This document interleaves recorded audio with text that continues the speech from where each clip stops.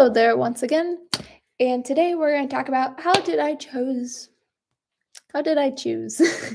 my school that I'll be attending for the 4 years or however long I choose to be there.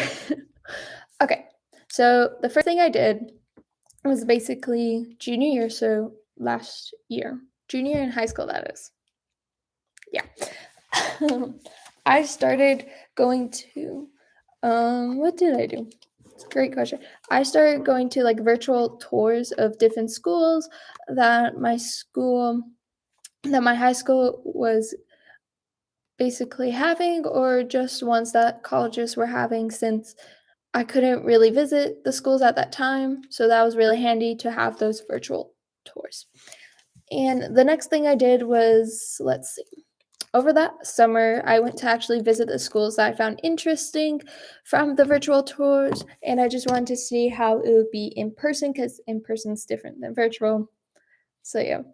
And also, when I was on those tours in person at those schools, I was seeing, all right, putting academics aside, what do I like about the school, or what do I do not like about certain aspects of the school? What was the amount of clubs? Was it too many clubs, or like a good amount?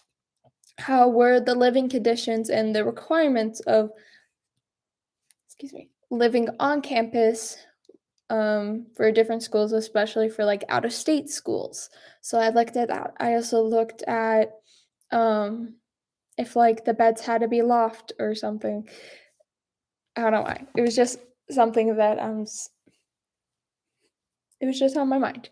And then I also looked at how was the walking distance from one corner of the school to the farthest corner, as well as what was the walking distance between like two buildings, or since I want to do psychology, and the psychology buildings tend to be a little farther than other buildings, how far was the psychology building to, say, my dorms, or to my main course classes that a school will require you to complete before graduating, as well as how close was the school to like a big city or to the nearest airport? Because if you're going to an out of state school, but you still want to visit home, and most likely you won't have a car your first year, or if you just never want to have a car on campus too, you want to know how close the airport is. So when you want to go back and visit home, you at least have an approximation of how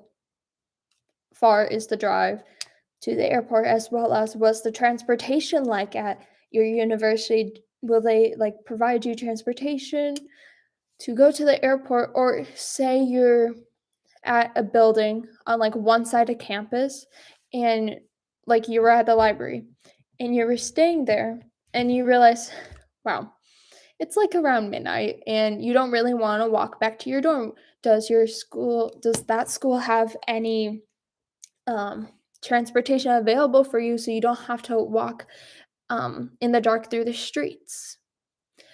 Like those were things that I didn't really knew I had to be looking for before I went on these tours, and the students leading the tours like pointed out towards me, this is something handy to have, because you'll be really safe at this school. Just maybe you won't ever need to use the transportation, but it's still good to know that you have that available, as well as how far is the closest police department. Like some schools have police departments on campus, some don't, but like the police department like works with the school, or is at least close to.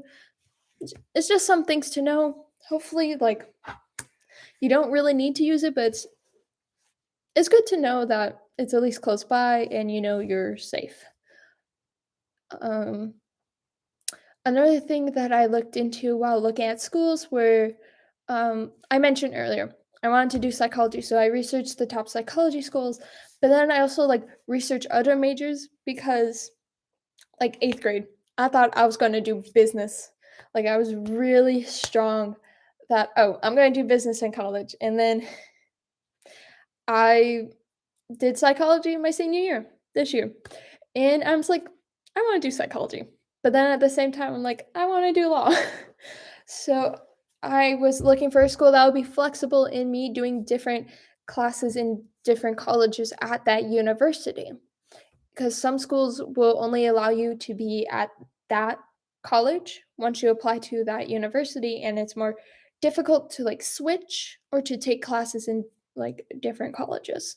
So that's something to look for in when you're like applying to a university. What are the rules of taking classes in different colleges at that university, or having different majors in different departments? For me, that was like really key. Um, Another thing I was looking was the distance from home. Did I want to be close to home or did I want to be far away? Because honestly, when I was applying to schools, I was like strongly I had a strong feeling that I'm gonna be far away from home. And then coming second semester of senior year, I was like, I want to be closer to home.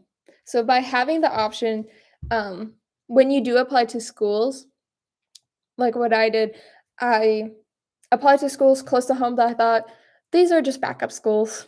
I'm not really gonna need them. I'm just applying them to make like my school counselor happy and make my parents happy.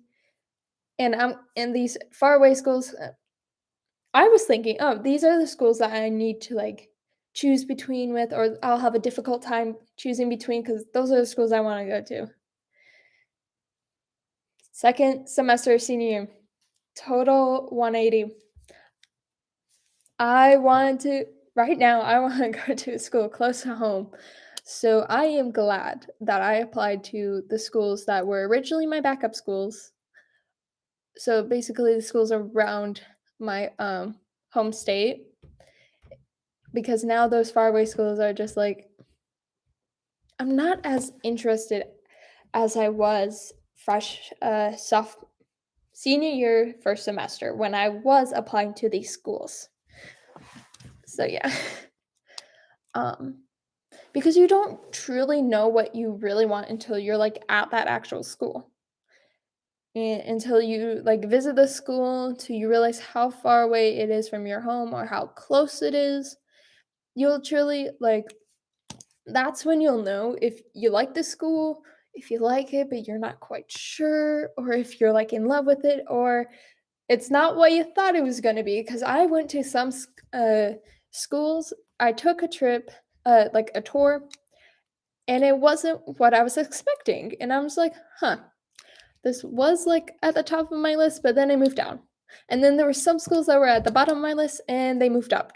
It's just how life is. You don't really know something until you actually go and try it yourself. Because the internet will tell you so much things, and honestly, the internet will only keep the positive stuff of the school until you, like, go to the school and, like, even talk to, like, some current students of that school. Um, like last year, because of COVID, there was more opportunities of doing, like, Zoom over online, and it was, like, easier to meet up with the current students and just ask them questions. So yeah. Another thing I did was it was just mainly those tours, like, really helped me, and going to, like, some of the events to meet other potential students that are going to that school, that helps as well. Because knowing what your potential classmates will help you a lot. Because 'cause you'll know what type of environment you're going into if you go to that school. As well another thing I looked into was the size of the school. Because I did some small schools and then I did some, like, Big 10 schools. Like, an example, like, large schools, medium schools, small schools. Um, Also looking at the class size and seeing if it would be, like, 30, 20 kids per classroom. So, yeah. I was gonna go somewhere with that, but then I lost my train of thought. And now we're on a different train of thought, so, yeah. Another thing that I looked into was, like, how were their meals set up for, like, freshman year and, like, for all the years until you're out of that school, as well as how Could they help me after high school, after I graduate from that school? I keep saying school. Hmm. Anyways, after I graduate from that university or college, and yeah, because having like the support to, or like someone to guide you to know where you're going after you're done learning is like really helpful, especially since like you never really done it, so you might as well get the information from the experts or at least the ones that went through it because they know more than you do. Like you have this idea in your mind, but you have to be flexible in how you approach it because you only know so much of it and you never really experienced it until you going to experience it. So might as well learn from the ones who went through it so you can learn from their mistakes and better improve from there. So always, yeah, talk to your counselors, see if there's like a career person. Check out the career center of each school, especially if you're not sure what you want to do, because they'll help you out in like with potential classes to set you up in like the first 2 years of you being at this school. So by the third year, you could really like focus in on like a major you truly want to do and truly like want a degree from, and it's not just like 4 years wasted because some people go and they're not quite sure of like what they're doing and they never took advantage of like the career help that the school had, and they're like the school failed me, but really they never took the opportunity, so really they failed themselves. So yeah. um Another thing is just looking at the clubs that your school potentially has, and if you're an athlete, looking at the sports and how it is. Um, Going back to like careers, like looking at how does the school help you get like internships, or um, how's the work study program at that school, or potential like jobs on campus? How are those? Because getting a job on campus, you could like learn more about your student body and like just meet more people that way. So yeah. So another like meeting people. So like freshman, what does does that school does what does the school do to help freshmen like learn more about each other and like get used to the like students in other grades as well? Because sure, knowing people your age are nice, but like you also want to like learn from the people that have been going to that school more so you could figure out like how to approach like different classes or which classes to take because they're like interesting, but maybe the title isn't quite that interesting. Um, and just get like the inside scoop from like current like the students that already did it. So again, learn ask your questions to the ones that are most qualified to answer the questions because they'll help you way more than if you just ask a random person on the street or anyone that is not qualified, which is the same level as asking a random stranger that has no input on the knowledge to answer your question, if that made sense. So yeah. Right now, that's all I have on how I chose my school.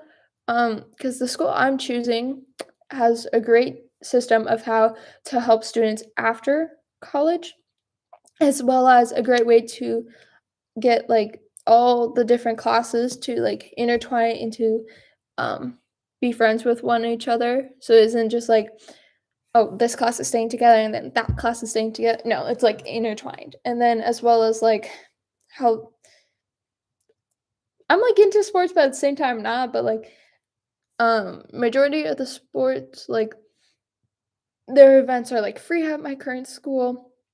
It's just like the major ones like typically like basketball or football, like those depending on which school you're going to, you might have to pay for the ticket, but still it won't be that much. Um and then yeah. I keep like having these like train of thoughts like, oh, I have more to say about this, but then I forget where I'm going with it. So yeah, so we're just gonna end on that note because 15 minutes isn't a lot of knowledge about why I chose this school that I did. And we'll see y'all next time. Bye, y'all.